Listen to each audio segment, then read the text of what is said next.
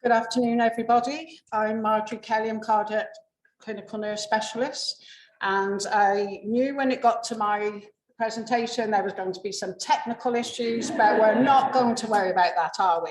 So the Ainsdale Medical Centre project, this partnered the work being done by the cardiac rehabilitation team that we've seen today, and the whole aim, of course, is to optimise the lipids of people with previous cardiovascular disease. And we use the UCLP proactive at home cholesterol framework for secondary prevention to do that. So all the work you're going to see in this presentation is the work where we focused on the priority 1 patients. Now these patients already had pre-existing cardiovascular disease but were not on statin. Many of those were very elderly and frail, hard to reach people, and many of them did not have any blood test for lipid profile in the last year, or sometimes for many other bloods either. So it is a very innovative pathway which we've all been very passionate about. We were chomping at the bit to get in there for some time. I think it took me about a year to get there. We got there in the end, and it was developed, which include the support of GPs, junior doctors and practice staff. And of course, without the MDT team from our secondary care colleagues, pharmacists that you have seen today, and Professor Fisher, Dr. Bennett, absolutely essential to help manage the most complex cases. So what resources did we have? I say this tongue in cheek, very limited. I did enter primary care on the back of COVID vaccinations and other priorities, of course. And, you know, we have to be realistic. It's very, very busy in primary care. Lots of different priorities going on. But with the enthusiasm of Dr. Stuart Bennett, GP partner, and also, I have to say, he's GP with special interest in cardiology with Liverpool Heart and Chest Hospital. And my other half, as I called her, Dr. Temi Dipiolu, who is a trainee GP. And obviously, again, I can't mention them highly enough, the MDT team. So it started off a smaller cohort in this, and I don't know where they kept coming in out of the woodwork, but they ended up with 181 patients, all who've had previous cardiovascular disease and were not on a statin. It's quite shocking, really, because it's almost equates to a quarter of the whole of the CVD population. So that surprised me straight away. And when we look through all these patients, took considerable amount of time, but 55 of those patients we excluded, and I'll come back to that and explain why. And 17 patients were a lot of work. They did not respond to our contact, which was letters, multiple phone calls. And there's a wonderful thing in primary care for some, and that's the Accurate system, if you're all aware of it, where you can text patients. And that's if they own a mobile phone, which probably only about half of them do, I think. Stuart's laughing there. So in the end, about 103 consultations held to date and 67 follow-up appointments. Okay. So I said there was 55 patients were excluded. Obviously, you know, deceased, palliative, people who are already under lipid clinical care and secondary care, and for that left practice. But what was surprising about these excluded patients was that 12 of these actually did not have cardiovascular disease. Once researched into the notes, looked back at various investigations they'd had in the past and hospital admissions, and obviously without support of GP Dr. Bennett, who I was backwards and forwards tasking him, because that's another wonderful invention on the EMIS system, and he was very quick, very responsive, said, yeah, yes, Marge, I agree, blah, blah, blah.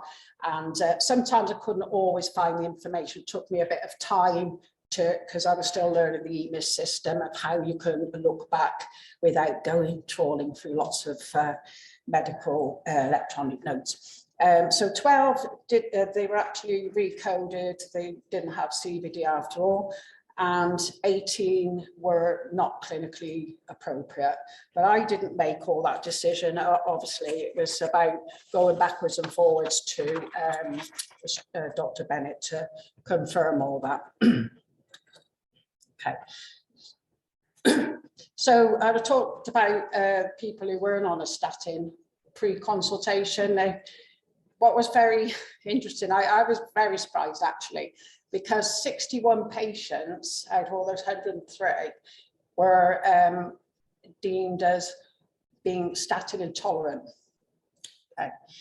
25 patients previously had not been offered a statin.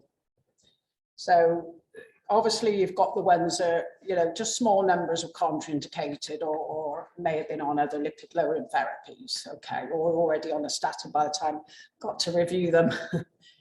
So out of those patients, then the 61 patients that were listed as statin intolerant, since starting all of the project, 36 have actually recommenced a statin therapy. 13 commenced other lipid lowering therapy, and then we were just left with about 12 patients who either refused or it just wasn't appropriate to start statins at that time. So the 25 patients I spoke about before who were originally not offered a statin, 20 of those went on to commence a statin and 2 commenced other lipid lowering therapy. There were only 3 out of that group that were excluded due to frailty. We let them off because they were over 95 years of age. I think they're 99 and 100 years of age. So we allowed that to happen. Of those patients that were listed as statin intolerant, what I found absolutely essential for me, because it's not actually coded on the EMIS that, you know, why that person's statin intolerant, looking back in the drug history, etc. You think, well, why was this patient taken off a statin? Sometimes patients can't even remember themselves. So using the statin intolerance pathway, it was absolutely essential for me. I had the lipid optimization pathway there that they need to put up there. On the other side, I'm a statin intolerant pathway. The joys of working remotely, patients can't see me looking at it. But basically, by going through that and following that pathway, I know that there were more patients that could have been eligible for inclisiran, because again, with this project, we come just right at the end, just prior to now being allowed access to inclisiran. So watch this space. So very wordy, I'm not going to go through all this, but this is what I was talking about. I'm sure you've seen it around the statin intolerant pathway. The most essential thing about this pathway is having the time. And I think this is where a lot of things may fall down in primary care, because a lot of patients see their GP, don't they? They have about 10 minutes or whatever. If you want to honestly put somebody on a statin that have been there before and the barriers were, well, no, you really need to have time, because you have to listen to what the patient is telling you, and you've got to find out why the patient has been intolerant. Is it been a nocebo effect, or have they been truly intolerant? Have they tried a few different ones, different dosages, etc.? So it takes a lot of time, a lot of searching, soul searching, and medical note search. To find this. So that's about that statin tolerance pathway, use it. So the results from the 103 consultations. Okay, so what 40 of these commenced statins, 15 other lipid lowering therapies, and only 17 refused lipid lowering therapy. Okay, so I think that's quite good figures. Out of those 17 patients that refused lipid lowering, 10 had said, no, don't want any more tablets. before I'd even got my spiel out. Only one said that the media put them off. Now that really surprised me. I know statins have been around since the 80s, 90s, haven't they? And a lot of media input putting people off or hearsay, but there was literally only one person that actually said they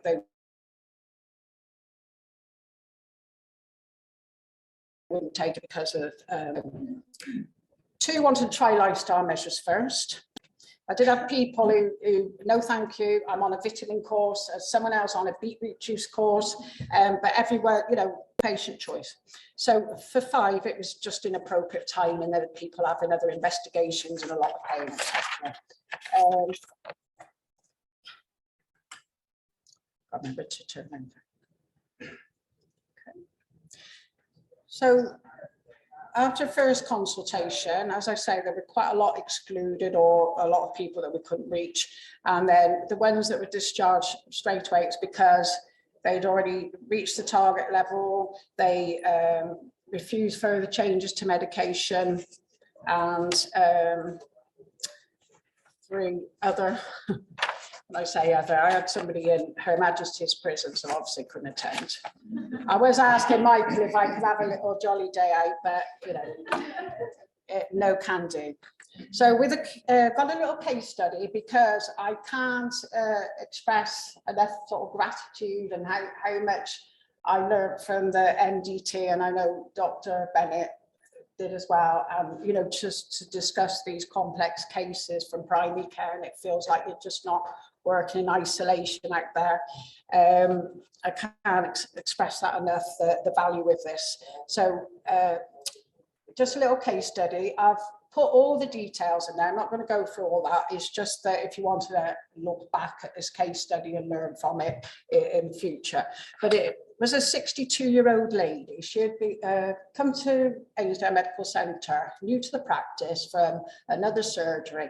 And when I talked to her, the anxiety level that this woman had was awful because of her very, very strong family history of premature cardiovascular disease and early death. And she wasn't on a statin, and when you asked why, she just said, well, I was tried on a few, and never got blood tests. I think that's why she left previous statin practice. And the anxiety, you know, we're looking at all this paperwork, but the passion you feel from these patients,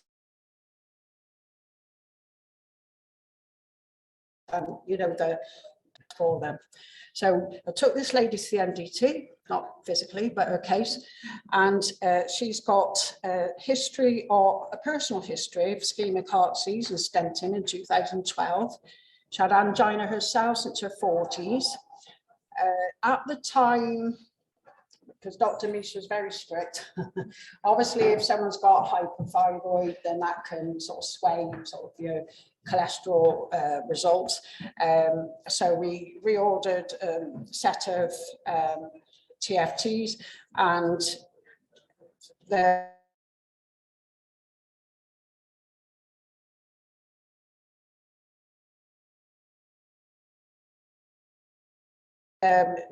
within normal limits, so that was okay. She had her non-HDL 5.3 and her baseline LDL had been 4.69, so she had quite high lipid results, but she was just sort of under that, just sort of on the borderline really for a diagnosis of familial hypercholesterolemia. Obviously, you have to take other things into account. This lady was on medication. She was on all her secondary prevention medications for coronary heart disease. However, she was not on any lipid-lowering therapy and hadn't been for some time. So that was our concern there. So lifestyle, yeah, she had a very good lifestyle. She was limited, however, from an exercise capacity point of view, because she was awaiting, she had osteoarthritis and was awaiting possible knee hip surgery. So we'll let her off that one. She did her best in other areas. So her family history, just coming back to that, because I said that there was a very positive family history. Her mother had died at 51. Her father had, and that was from an MI, myocardial infarction. Her father had died, he had a myocardial infarction in his 40s. And this lady said to me, all my aunts and uncles had heart disease early. Her maternal grandfather, paternal grandfather, they both diagnosed. She had 2 siblings, one brother in his mid-50s, heart disease, stents, statins, and her older sister, who at 50 had myocardial infarction and cabbage at 54 years. And unfortunately, a bit further down the line, this poor lady's got heart failure and chronic kidney disease, but she's on a PCSK9 inhibitor. And this lady, who I took as a case study, the MDT outcome is to prescribe a PCSK9 inhibitor, and that would be with all my pharmacy colleagues that we talked to before. So I'm just waiting to hear what the outcome of that was for this lady. But so we referred her along, and then she would have been followed up in the Lipid clinic with a cardiac pharmacist to initiate monitor as guidance. Okay. With this lady, we did a Simon Broom because it's very strict when we get to the multidisciplinary team that we do all our, have all the facts there. She was 3+4. Now, with the Simon Broom criteria, 1+2 is like a definite familial hypercholesterolemia. So it was a bit woolly, the diagnosis for this lady, and the Dutch Lipid Clinic Network score was 4 out of 18, which doesn't seem very high, but because she was in a face-to-face consultation, to check for any stigmata in the physical examination and consultation, and she didn't have all the information about the family history, it could have been significantly higher. Okay, so just jump to the key learnings then. So understanding the primary care clinical system, the EMIS pathways, definitely, I would have liked that beforehand. I learned as I was going along. Quite hard when you're remotely undertaking these clinics, and I learned all the shortcuts, but too late.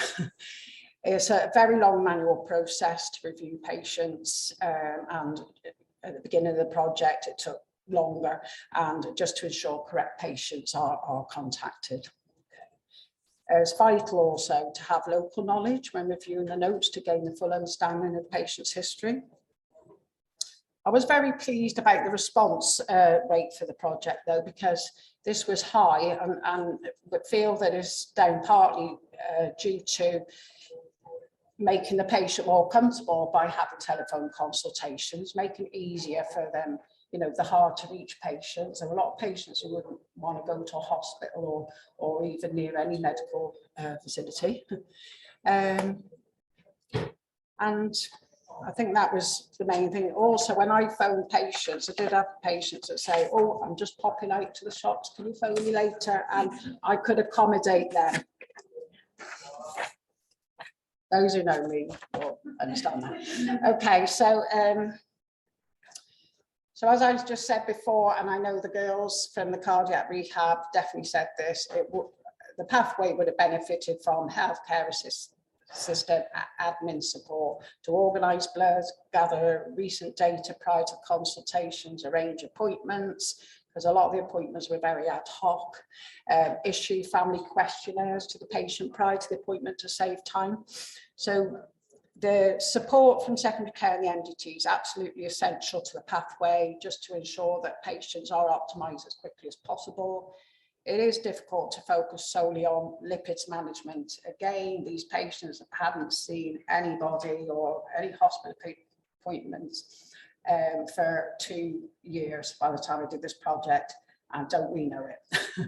So a lot of making every contact count, signposting patients into other areas. So I think that's underestimated,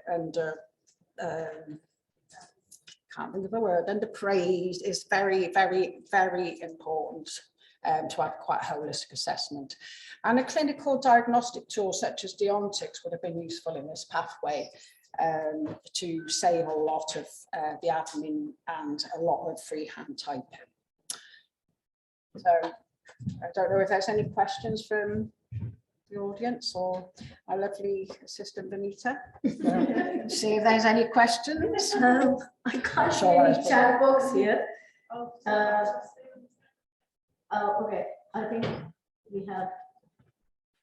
It's a question from Sue Mason, just asking where the patients were recruited from. I think you did give us that information, but if you wouldn't mind just telling us again how you actually found your cohort of patients.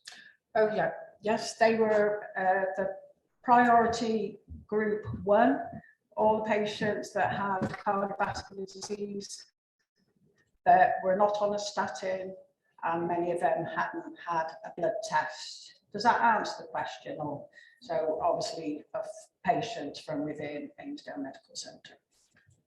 Can I just ask, Marge, in the end, you mentioned that Dontix would have helped in the data collection, but primary care network already have EMIS. Yeah. How it is different from Dontix? You have seen Dontix app as well. I have. I mean, you only started using them when I finished working on the secondary care project and went into primary care. I think more of a template and more of a framework to follow, and less sort of freehand typing would have been a bit easier for me. Just wondered whether Ardent, Sorry, please go ahead. would Ardent help with that? Because Ardent is something, isn't it, that you can use for that time? Yeah. So Ardent is a software that sits within an EMIS system, and you can write programs for that to do searches and create algorithms, not that similar to Deontics. And so I think if we want to get something used in primary care, it really needs to sit in EMIS that can be opened up easily to run. And so you can write Ardent's algorithms to create that sort of search. And I'm wondering whether someone's already done that for the kids. I could try and find out about that. Because our national teams are doing a lot of work with Ardent. So. Yeah, the only thing I'm not sure about Deontics, will that update relying on whatever you put in? It could be out of date, so I don't know if Deontics will refresh itself and update itself. So Might be worthwhile me just saying something about that.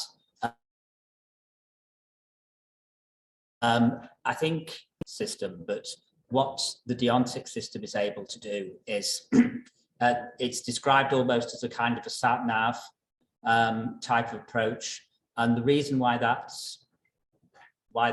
term is used is because unlike most systems that try and model healthcare pathways, which actually require you move in a straight line from box to box to box.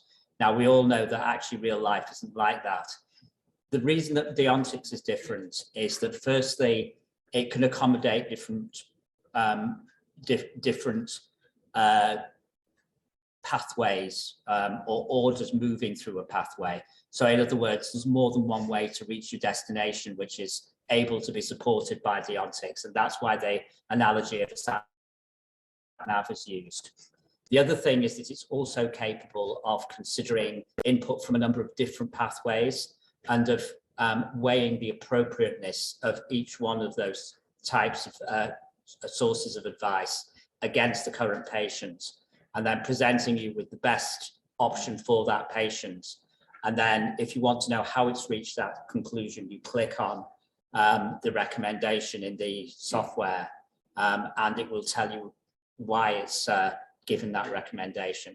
Now, I would be very surprised if it was possible to reproduce that level of complexity in EMIS, but maybe it is, I don't know. So, but we'll perhaps say a little more about this a bit later when we talk about the next steps and the discussion at the end.